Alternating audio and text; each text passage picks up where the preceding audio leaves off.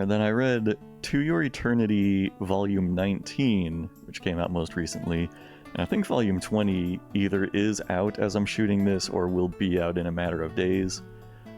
But To Your Eternity, up until this point, has been an extremely high priority, a read-on-site series, but it might get demoted to like a read when I get around to it kind of series. The reason being, not that I like the series any less, I'm still completely loving it.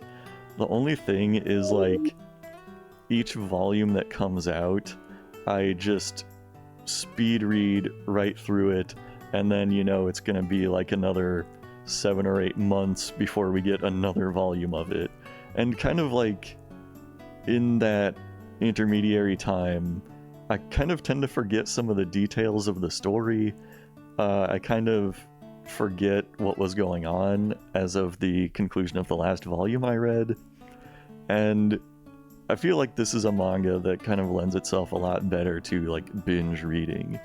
I'm kind of wondering if it might be getting close to a conclusion or anything like that, but if not, I'm still happy to read it for much longer.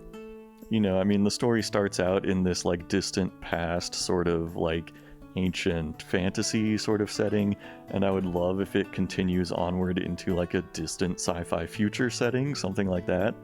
I feel like it's a really rich kind of story and setting, and would just really like to see it go into all kinds of weird, unpredictable places, which it, has already done several times. Okay, so it's time once again to talk about Delicious in Dungeon / Dungeon Meshi. When I first sat down to make this video, I was saying to myself, I don't feel like I've bought all that much manga in this 6-month period. But then I looked at my stacks again and I was like, oh man, I really did buy a lot. The main reason for that is, well, I bought the Delicious in Dungeon Adventurer's Bible, and I bought Delicious in Dungeon Volume 1, and I bought Delicious in Dungeon Volume 2, and I bought Delicious in Dungeon Volume 3, and I bought Delicious in Dungeon Volume 4, and I bought Delicious in Dungeon Volume 5, and I bought Delicious in Dungeon Volume 6, and I bought Delicious in Dungeon Volume 7, and I bought Delicious in Dungeon Volume 8, and I bought Delicious in Dungeon Volume 9, and I bought Delicious in Dungeon Volume 10, and I bought Delicious in Dungeon Volume 11, and I bought Delicious in Dungeon Volumes 12 and 13, but I don't really want to show you the front covers of those because they might be kind of spoilery if you haven't read or watched that far. Anyway, yeah, this is certainly not the first time I have talked about this series, and I am always talking about how the longer it has gone on, the more I have absolutely loved it more and more and more. I now own every volume except for the final volume, which will be coming out shortly after I have shot this video. And I have not read ahead either, and also surprisingly have not had anything about the ending spoiled for me. But yeah, I mean, just if this is your first time hearing me talk about it, then like, you're clearly not a member of my Discord, because for the last 6 months, the anime and manga channel down there has basically just been Dungeon Meshi discussion. Discussion Meshi. But yeah, I mean, to summarize how my feelings have gone across the series, the first few volumes I was like, this is kind of neat, it's kind of a fun premise. It's cool to see like an occasional high fantasy manga that isn't an isekai, and it was kind of a cool gimmick of how it's like dungeon adventure, but also kind of a cooking manga that teaches you how to cook various fantasy monsters. But what kept me reading it was just how naturally and organically the characters' relationships develop, how there's so much variety in their personalities, and how, you get to see them grow genuinely closer as people. Each one of them has their own different strengths and weaknesses, both in what they contribute to the adventure and to what they contribute to like the interpersonal dynamics in the group. If you had asked me what I might find compelling about this series, if you had asked me that at the beginning of it, I probably would not have told you that by the end I would be really invested and interested in the series' world building. But that has turned out to be like a surprisingly strong element of it. You kind of find out a lot about how this dungeon everybody's exploring came to be. You come to find out how dungeons as a concept exist in this world. you come to find out about organizations that are dedicated to exploring and or shutting down these dungeons. And you even come to find out how magic as a concept exists in this fantasy world. Like, everything is explained just from the ground up. And I was actually like really interested to learn all of these things. Everybody that I have convinced to get into this series has started to absolutely love it. It's a really good feeling when I can recommend a manga or an anime to somebody and be like, this really seems like it would be up your alley, and then I turn out to be exactly right. So the anime has now come and gone. The first 24 episode season is finished, and it got through about 50% of the manga. I don't know why, but going into it, I was a little skeptical of the fact that Trigger was animating it. Not that I have any doubts about like their capabilities as animators, but just that Trigger is usually known for more like zany and wacky action, and Delicious in Dungeon / Dungeon Meshi is more like, you know, more generally subdued in its humor and action. It obviously has action scenes and stuff involving like fighting these fantasy monsters, but like Trigger absolutely knocked it out of the park, and I don't know why I ever doubted that they would. They just completely exceeded expectations in every way. I think a lot of the best anime adaptations of manga will not only adapt like the iconic panels that you know, but will even like add to them. Because there will be moments that are just like a single small panel that takes up like not even a tenth of the page, and gets luxuriantly animated by Trigger in a way that you didn't even realize you wanted. I assume Trigger will be on board to do season 2. I mean, season 2 has been confirmed, so I really hope they're going to do just another 24 episode season, and man, I hope it doesn't take them very long. I absolutely cannot wait. I am going to be rereading this manga in the very near future, I think. Probably once the final volume comes out in English, I'll probably just reread the whole thing. I should mention too, though, this Adventurer's Bible book, it's kind of a cool thing. I mean, it basically gives you like overview pages about all the characters, and it even has like little bonus comics about their backstories. Some of it is just like compiled official artwork of the monsters featured in the series and like brief descriptions of them, which is, mostly recap information, but there is also like a surprisingly large amount of new stuff too. Like, one thing that is really cool is like on a few pages you see illustrations of each of the main characters' rooms that they're staying in town, and that's just a really cool like subtle piece of characterization. How you see, what kinds of things do they keep in their room? How do they arrange their room? Are they neat and tidy, or are they messy? Do they have like a lot of luxuries, or is it very sparse? Which, ties in perfectly with how I've been saying that this series just like feels so effortless with the characterization. Like, all of the characters just naturally develop so smoothly in like ways that you don't even realize it's happening until you get like 5 or 6 volumes into this series and you're like, oh wait, I love all of these people. So honestly, like, Dungeon Meshi and Dan to Dan will probably be the things that I most absolutely highly recommend out of this whole recap. These are things that I think everybody should be reading and watching. Okay, so Witch Hat Atelier. Every recap that I shoot, I talk about how every time I read a volume of Witch Hat, I am thinking to myself, man, I really should be reading more of this series. There's 12 volumes currently out in English, and I talk about how every time I'm like browsing the manga cafe looking for my next read, there's always that thought in the back of my head of like, could always read more Witch Hat. There's always more Witch Hat. So this past 6 months, I decided, I'm gonna read more Witch Hat, and I read one more volume. I am now up to volume 9 out of the currently 12 published in English. And you know, I keep on beating that same drum of Witch Hat is so underrated and more people need to read it, including myself. And I always want to recommend it to people because, you know, it's such a complete package. The artwork is beautiful, it is dazzling, it is mesmerizing.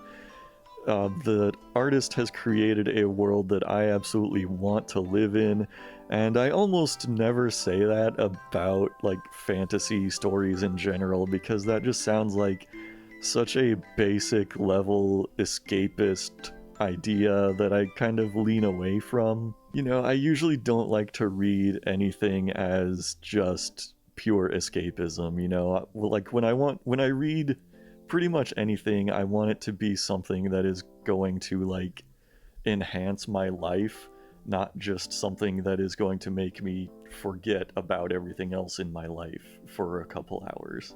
Maybe that's too deep of a philosophical idea to get into in my manga reading recap video, but I feel like it's not a good way to live, to just like do things that let you forget about your problems for a couple of hours, when you could be doing something that might help you address and deal with your problems instead. That said, Witch Hat Atelier is my favorite escapist series to read. It is very easy to just get yourself lost in it. And the past couple volumes that I've been reading have been dealing with some interesting topics too. Some of them are getting like surprisingly heavy and like morally complex.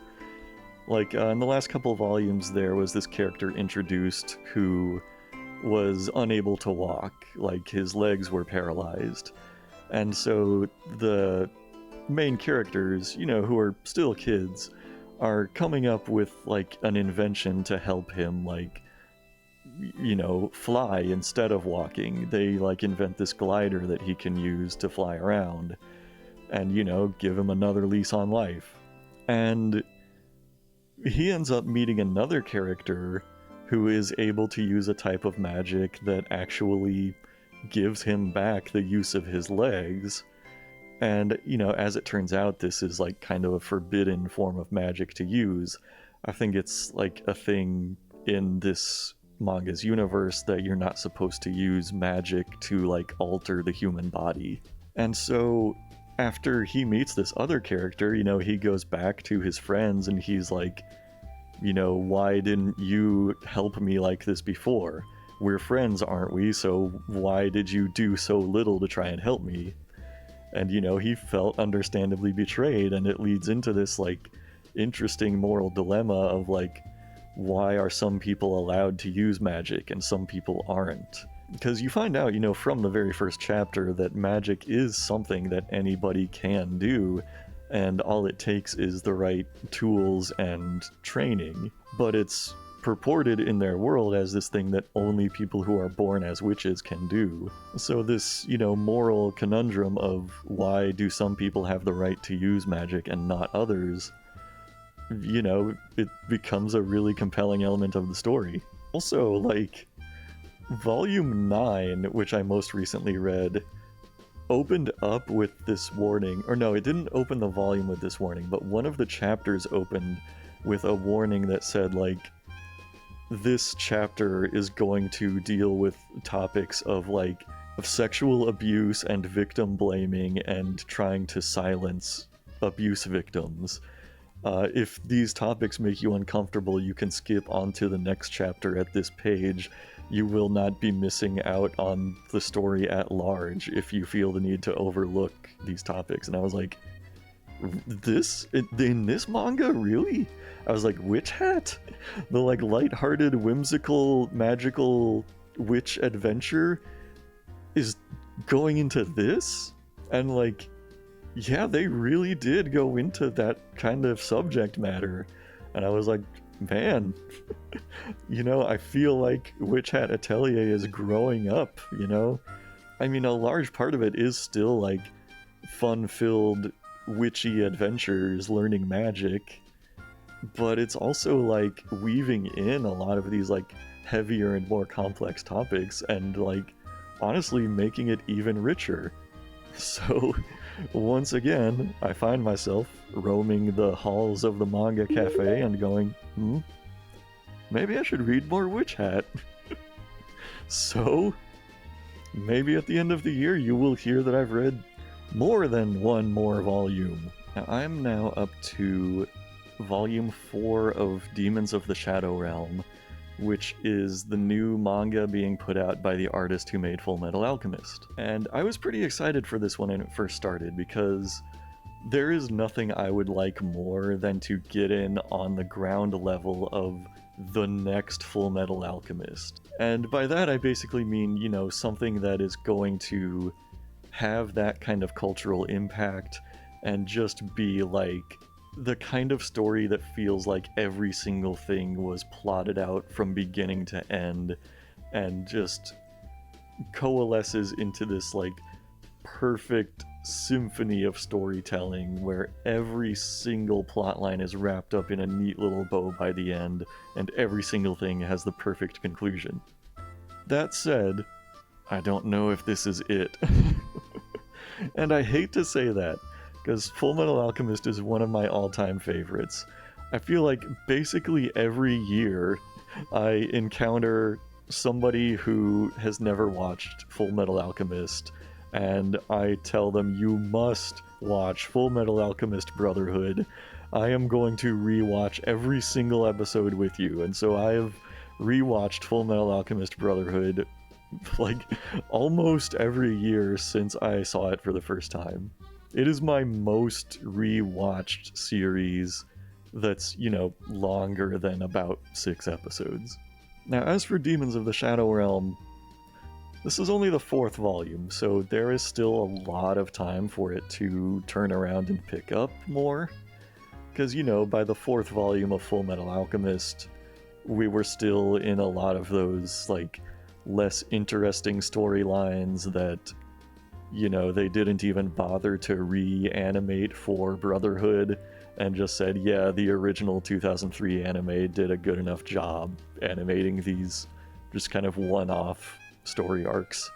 The thing that has had me kind of down on Volume 4 of Demons of the Shadow Realm is the bulk of this volume has consisted of characters sitting around in rooms and talking about how they think they should advance the plot, instead of taking action to actually advance the plot.